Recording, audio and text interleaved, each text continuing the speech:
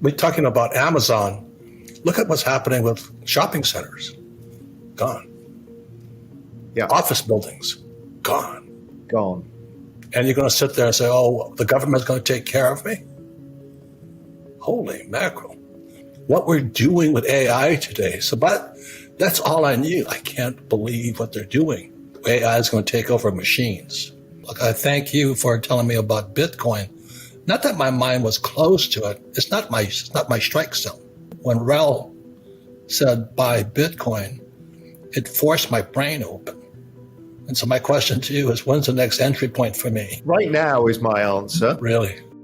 Well, just yesterday, I was at my dentist's office with a guy as old as me, and he's showing me my teeth via AI.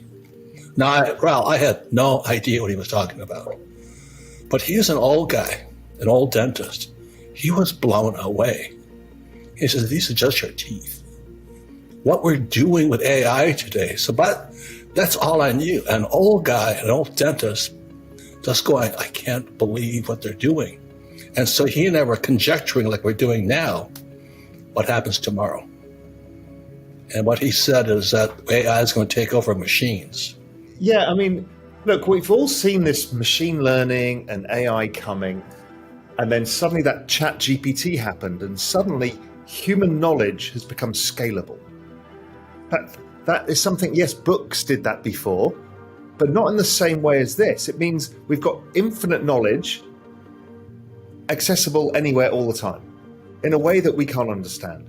So I think it's one of the most powerful technologies the world has ever seen. And when you hear people like Sam Altman talking about it, they don't even know how these things learn. There's an amazing documentary about DeepMind, the Google version, when it beat the best Go player in the world. And there was this moment where it started playing Go like no human. And they're like, well, it's clearly gone crazy. It's mad. It doesn't work. And then it won every single game ever since that date. And it had learned itself how to play the game of Go in a way no human had ever done before, played moves that no human had done, and had strategies that they didn't know. And that's the same thing with AI now and these large language models. We don't even know what they know. All we know is what we can ask them. And that's kind of weird. It's like meeting somebody in a foreign language and you've only got some of the words, in Spanish to ask them a few questions. That's not the extent of their knowledge. It's the extent of our ability to question them. So there's that happening. And then, as you said, Robert, the applications at real world level outside of this chat GPT are growing everywhere. We're talking about Amazon. Look at what's happening with shopping centers. Gone. Yeah. Office buildings. Gone. Gone. And you're going to sit there and say, oh, the government's going to take care of me? Holy mackerel. Well, it goes back again, Rel, to Rich Dad Poor Dad, based upon two words, asset versus liability. What's an asset? What's a liability? It's called financial literacy. How do you define an asset and how do you define a liability? So when Wall Street defines an asset as a mutual fund, they go a little nuts. The question is, whose asset is it? Who's the counterparty there? So this piece of gold has no counterparty. That's why I call gold, silver, I call it God's money. It was placed here by God.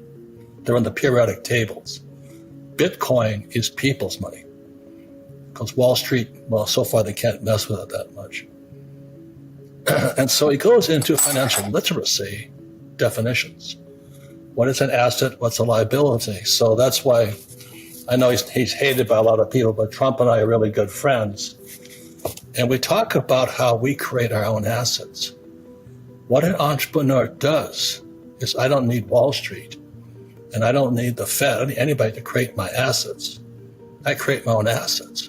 I don't want anything that you can mess with. I don't want any of this stuff here.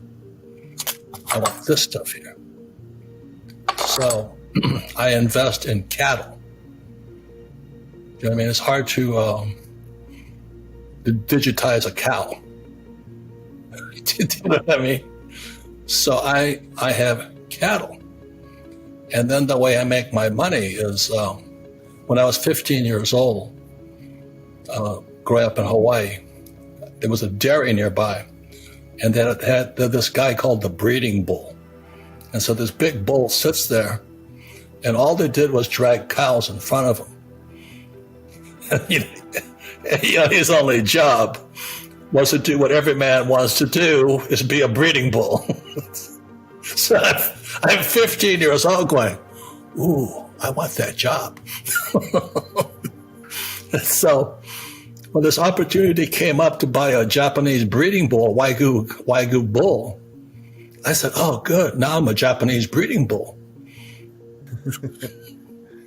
So the Fed cannot print Wagyu bull semen. So I sell it. Does that make sense to you? Yeah, absolutely. Anything they cannot print, I'm in. I invest in oil. But I don't invoice, I used to work for Standard Oil as a third mate on their tankers. So I understand the oil industry.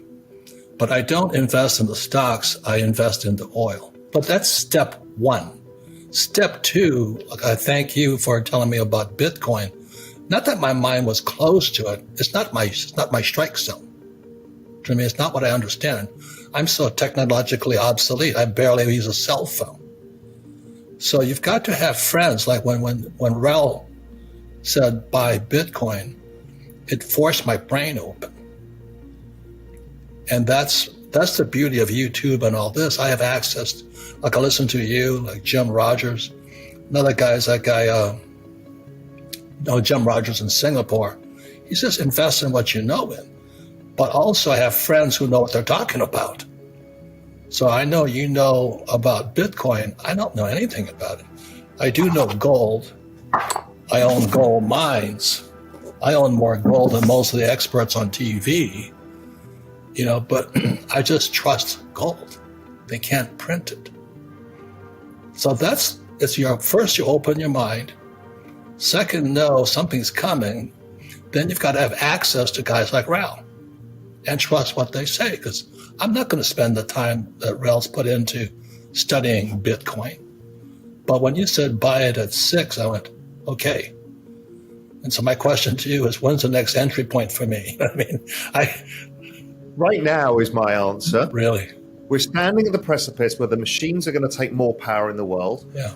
More central bank printing is coming, because the only answer to raising rates now is to deal with the economic downside, which is print more money, right, or more cowbell, as I call it. The asset that does the best in that environment is cryptocurrency and technology. So we're in this perfect storm, and gold tends to do well, where this barbell strategy, the Robert strategy of gold and hard assets that you can't recreate, versus technology plus crypto, I think kind of nails the best strategy. And then invest in yourself. The main thing is that asset, you need to make that one grow.